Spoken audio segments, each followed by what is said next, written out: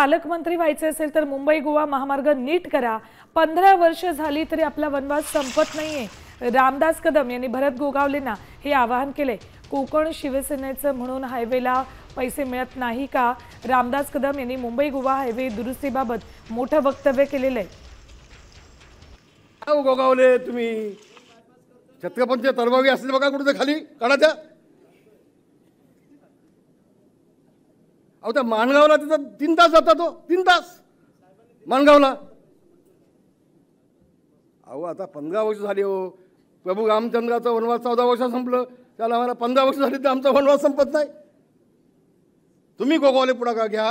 तुम्हाला पालकमंत्री व्हायचं असेल तर कोकणातले दुवा घ्या लोकांचे। आता isakal.com आहे देशातील नंबर 1 ची मराठी न्यूज वेबसाईट। प्रत्येक अपडेटसाठी isakal.com ला नक्की भेट द्या।